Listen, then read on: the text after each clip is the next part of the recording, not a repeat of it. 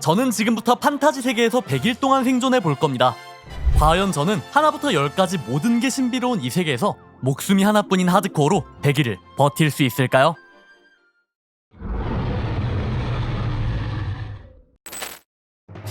이제 저희 파티부터 소개해야겠죠? 먼저 민첩을 메인으로 근거리와 원거리에 둘 다 능한 안도와 힘을 메인으로 파티의 탱킹을 담당하는 셔니, 마지막으로 파티의 원거리 화력을 담당하는 마법사 루루입니다. 자, 시작. 가자. 오케이. 일단 집부터 털어. 주민마을 근처에서 시작했기 때문에 마을을 돌아다니면서 적당히 상자도 좀 털어주고 마을 중앙에 있는 한 게시판에 모였습니다. 이건 마을마다 있는 토벌 의뢰 게시판이에요. 의뢰는 총 3단계가 있는데 이번 생존기에선 이 3가지 의뢰를 클리어하는 게 목표죠. 그럼 이제 첫 번째 의뢰가 뭔지 확인해 보자고요. 저희의 첫 토벌 상대는 고대 소환사, B급 난이도의 무난한 토벌 의뢰죠. 하지만 생각보다 꽤 어려운 의뢰가 될지도 모르겠네요. 오? 왜냐하면 파밍으로 무기나 갑옷을 얻더라도 이걸 사용하려고 하면 갑옷이 있는데 이렇게 강제로 떨어뜨리게 됩니다. 이건 철갑옷을 입으려면 방어 스탯이 8레벨 이상이어야 하고 이런 철제 무기들은 힘 스탯이 8레벨, 철제 도구들을 쓰려면 건축 스탯 8레벨 이상을 찍어야 하기 때문이죠. 근데 레벨을 올리려면 경험치가 엄청나게 많이 필요하기 때문에 당분간은 돌도구들만 쓰게 될 것 같네요. 그렇게 안 뜨는 돌단검을 저는 돌대검을 주무기로 사용하기로 했죠. 이제 슬슬 마을도 떠나야 하니 짐수레를 하나 만들어줬어요. 배낭을 만들기엔 재료가 없어서 이 나무로 만든 짐수레에 아이템을 담아가며 여행을 다닐 거예요. 만드는 것도 간단한데 이렇게 담을 수 있는 칸도 엄청 많으니 완전 개꿀이죠. 여기 마을에서 얻은 아이템들을 전부 담아주고 바로 출발을 해볼 건데 그 전에 수레를 끌 사람부터 정해야겠죠? 안 내면 진다 가위바위보! 야토! 나거든. 그래요, 뭐 무거운 짐들을 옮기는 건 전사가 하는 일이니까요. 이렇게 저희 파티의 여행이 시작되었습니다. 마을을 나와서 어디로 가야 할지도 좀 막막했는데 저기 건너편에 연기가 나는 걸 보니 아무래도 다른 마을이 하나 있는 것 같네요. 가까운 거리라 금방 갈 것 같았지만 수레를 끌고 가다 보니 강가를 건너는 게 좀 오래 걸리더라고요. 그렇게 저희는 두 번째 마을에 도착했습니다. 날도 어두워졌으니 일단 한숨 자고 다음 날부터 활동하기로 했죠. 판타지 세계에서의 두 번째 아침이 밝았습니다. 오늘은 마을 상자를 본격적으로 털어줄 거예요. 철과 에메랄드, 금이랑 다이아까지 좋은 아이템들이 많더라고요. 마을을 털면서 이렇게 광물이랑 식량도 든든하게 챙겼고 파밍하고 나온 재료들로 루로의 마법서도 만들었습니다. 일단 이렇게 장착하긴 했는데 마법이 깃든 두루마리는 얻지 못해서 아직은 마법을 쓰진 못하겠네요. 마법 두루마리 못 찾았어? 없던데? 그렇게 저희는 마을을 떠나 다시 여행을 계속했습니다.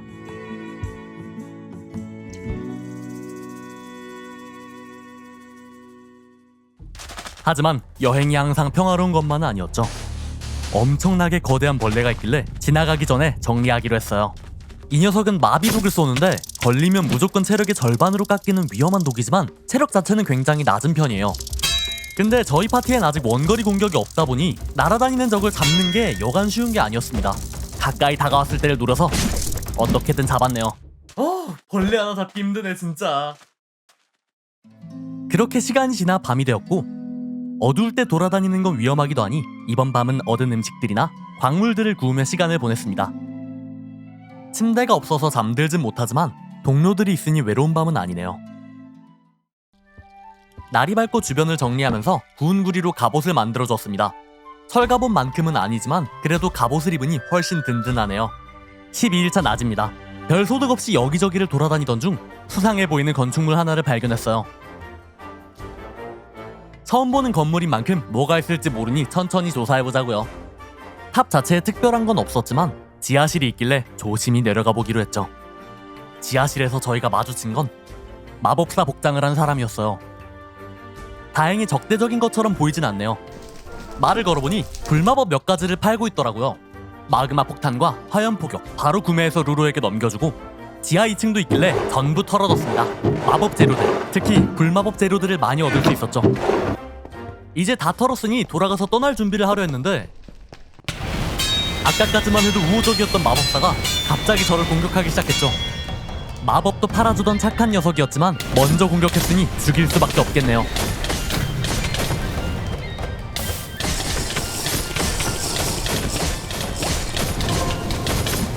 결국 순식간에 제압당했죠. 꽤나 강력해서 죽을 뻔했지만 희귀한 마법 재료들도 나왔으니 잡은 보람이 있네요. 이제 다음으로 갈 곳은 딱 정해져 있어요. 왜냐하면 아까 타복상을 둘러볼 때 바로 건너편에 고대 소환사의 거점이 있었으니까요. 일단 토벌하러 가기 전에 밤이기도 하니 근처에 임시 거점을 만들고 정비 후 다음날 아침에 가보기로 했죠. 14일차 아침, 드디어 토벌 의뢰를 수행하기 위해 고대 소환사의 거점으로 진입했습니다. 고대 소환사는 우민이기 때문에 고대 소환사가 있는 정상까지 가려면 이를 지키는 우민들을 뚫고 지나가야 하죠.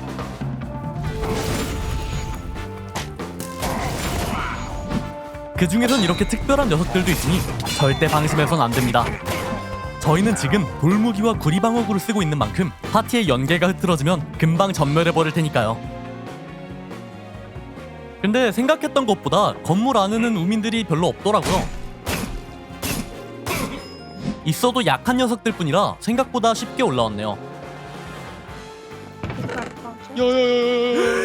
우와. 이제 사다리를 오르면 이 탑의 꼭대기입니다.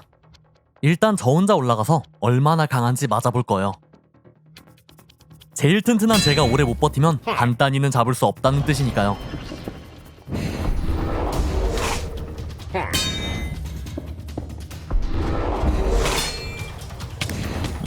역시 지금 장비로는 상당히 버거운 상대네요. 무작정 싸우러 올라갔다간 순식간에 전멸당할 테니 전략적으로 접근해보자고요. 먼저 싸울 공간이 너무 부족해요. 3명이 전부 올라가는 건 전멸당할 위험이 크겠죠.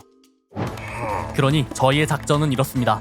먼저 안드가 브릿지로 탑 바깥까지 길을 만들어주고 그 사이 제가 녀석과 대치할 건데 이렇게 되면 아까처럼 저는 공격을 오래 버티지 못할 거예요.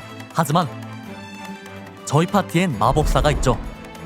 마법사는 언제나 전세를 뒤바꾸는 파티의 비장의 패니까요. 좁은 지형을 역이용해서 마법을 직격으로 맞췄고 마법을 쏜 루로에게 어그로가 끌린 그때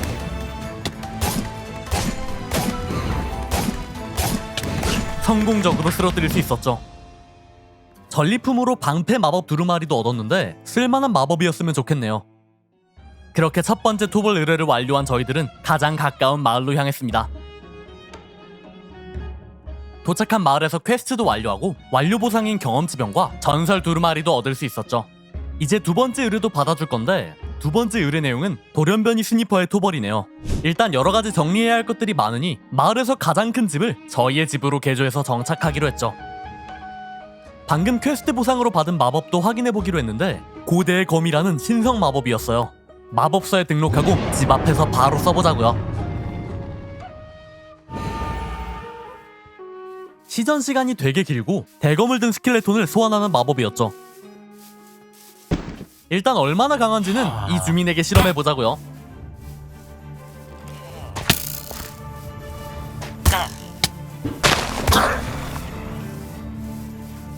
전설급 마법인 만큼 상당히 강력한 소환수네요. 이제 퀘스트로 받은 경험치 병까지 해서 레벨들도 올려줬습니다. 여행 중에도 꾸준히 올려줬더니 파티의 레벨이 꽤나 높아졌네요. 그렇다는 건 드디어 더 좋은 장비를 쓸 수 있다는 거죠. 제 장비는 철로 만든 대검 한 자루와 강철로 만든 갑옷으로 바꿔줬어요.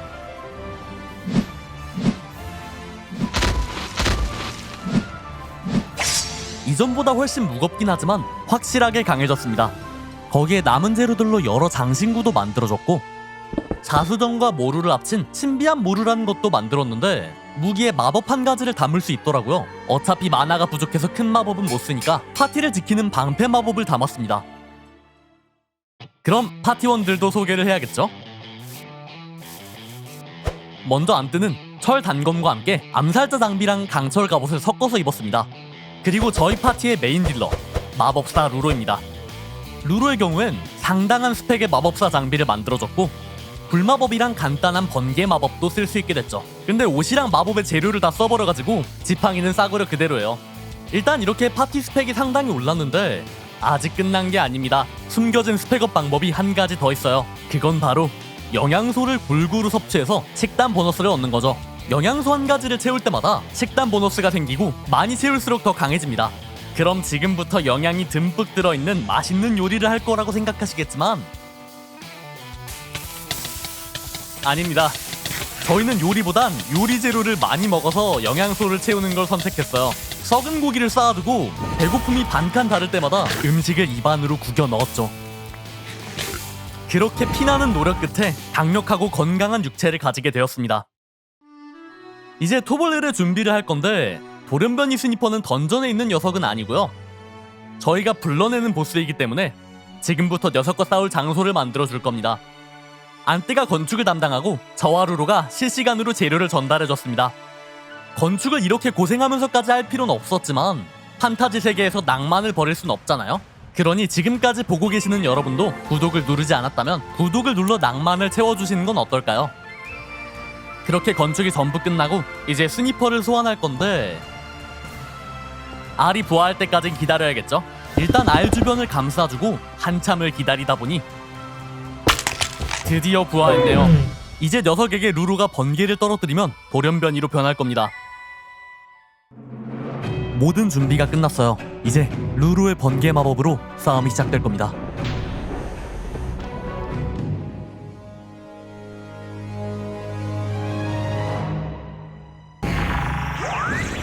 녀석은 나타나자마자 에너지를 모으기 시작했고 그 즉시 저는 마법과 대검으로 녀석의 공격을 막아냈죠.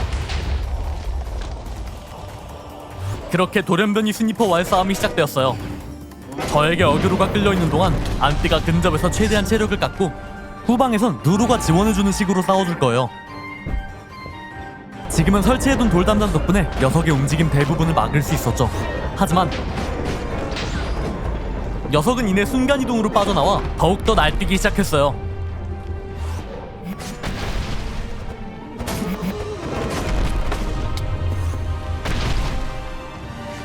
제 이동 속도로는 에너지파를 피할 수 없기 때문에 방패 마법과 대검 가드로 어떻게든 맞으면서 버티기로 했죠. 그렇게 포지션을 유지하며 꽤나 데미지를 많이 입혔습니다. 그러자 녀석의 모습이 바뀌며 2페이지로 돌입했죠. 2페이지가 된 녀석은 아까보다 더 많은 순간이동을 쓰기 시작했어요. 야 어디였어? 얘 어디였어? 선이야 위. 안 그래도 한 방 한 방이 치명상인데 순간이동은 굉장히 위협적이었죠.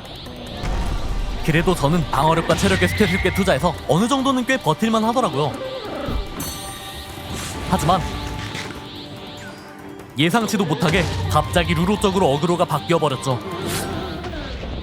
루로가 죽게 되면 포지션이 깨져버려서 전멸할 수도 있는 상황이지만 저희 파티의 마법사는 만만치 않았죠. 방패를 여러 장 소환해서 데미지를 줄였고 그 사이 저는 루로 대신 녀석을 공격하기로 했죠. 마법사가 만화통은 크긴 하지만 방패 마법을 여러 번 쓰면서 공격 마법까지 쓸 여유는 없을 테니까요. 그렇게 예상치 못한 사고가 나긴 했지만 녀석의 체력이 얼마 남지 않은 상황. 그때 녀석이 순식간에 사라지더니 말도 안 되는 크기의 원기옥을 모으기 시작했죠. 적에 날아온다면 루루의 이속으로는 피할 수 없어요. 루루와 저는 급하게 방패를 소환해보지만 7장의 방패를 뚫고 저와 루루를 한 방에 기절시켜버렸죠. 다행히 안뜨는 맞지 않았기에 급하게 저희를 살리러 왔습니다. 야 온다. 야 안뜨야 살리면 반대쪽으로 뛰어라. 오케이. 나 반대쪽으로 뛴다. 어그로는 안뜨가 끌고 저는 기절한 루루를 안고 바다로 도망치면서 어떻게든 전멸은 피할 수 있었네요. 그렇게 원기옥까지 실패한 스니퍼는 결국 저희 파티가 토벌하면서 두 번째 의뢰까지 클리어할 수 있었죠. 죽어. 그럼 이제 의뢰보상도 받아봐야겠죠? 두 번째 의뢰보상으로는 여러 가지 무기들을 받을 수 있었어요.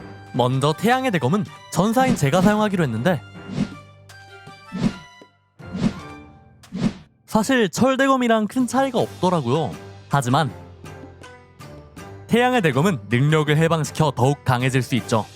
해방시키면 공격력은 물론 기동력까지 높아지는 엄청난 무기였어요. 그 다음으론 고요한 재앙. 이건 민첩을 많이 올린 안뜨가 사용하게 됐는데 원거리 공격에 보너스가 있는 안뜨에겐 안성맞춤인 무기였죠. 거기에 이 무기는 잠깐 동안 은신할 수 있는 능력도 있어서 몹의 어그로를 빼는데 유용하겠네요.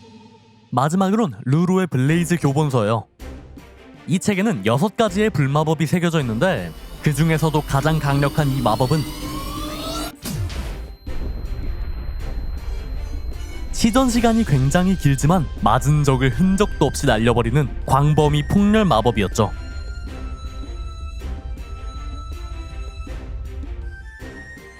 하지만 이렇게 강력한 무기를 얻게 됐어도 다음 상대를 토벌할 수 있다고 장담할 순 없었어요. 왜냐하면 마지막 의뢰가 S급, 이전에 싸웠던 돌연변이 스니퍼보다 훨씬 강하다는 뜻이니까요. 이제 저희는 재앙룡의 둥지를 찾으러 떠났습니다. 결과가 어떻게 되든 이번이 저희의 마지막 여행이 될 것 같네요. 86일차, 녀석을 토벌하러 나온 지 8일 정도 지난 상황. 드디어 녀석의 둥지를 발견했죠. 이제 섬에 상륙했으니 재앙룡과의 싸움만이 남았네요.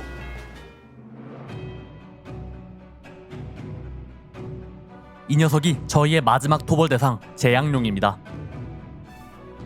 그렇게 재앙룡과의 싸움이 시작됐어요. 가까이서 보니 정말 녀석의 크기는 재앙 그 자체였습니다. 이번에도 제가 녀석의 어그로를 끄는 동안 루로와 안뜨가 체력을 깎아내볼 거예요. 루로와 안뜨도 이전보다 훨씬 강해졌으니 포지션만 지켜주면 충분히 상대할 수 있을 겁니다. 하지만 지난 토벌처럼 만만하게 볼 수 없었죠. 녀석이 공중을 날아다닐 땐 제가 아닌 다른 사람에게 어그로가 튀기도 했으니까요.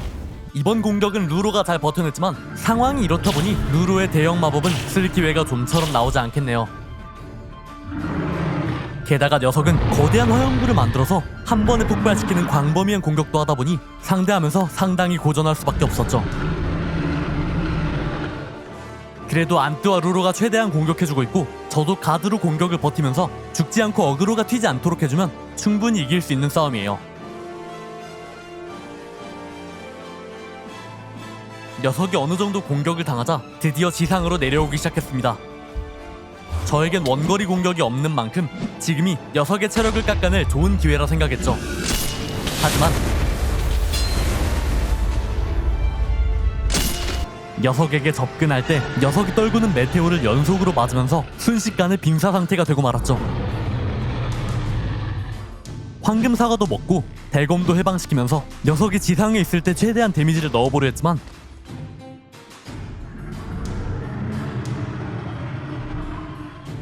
녀석의 공격을 버티지 못하고 기절해버리고 말았어요.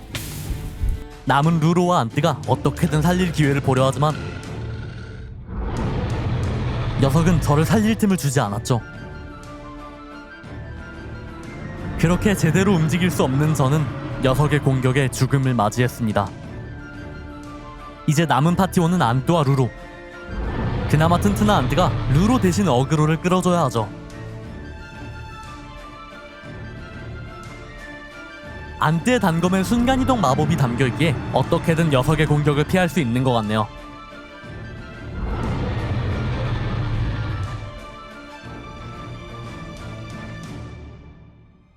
그렇게 찾아온 두 번째 기회, 녀석이 지상으로 내려온 걸 본 안뜨는 빠르게 접근해서 녀석에게 폭딜을 넣으려 했지만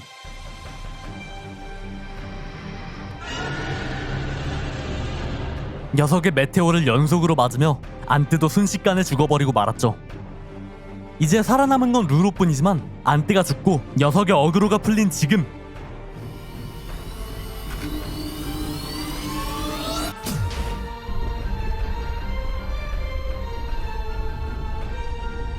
루로의 마법을 직격으로 맞은 녀석은 날아오르려던 도중이었는지 공중에서 땅바닥으로 곤두박질 치며 쓰러졌죠.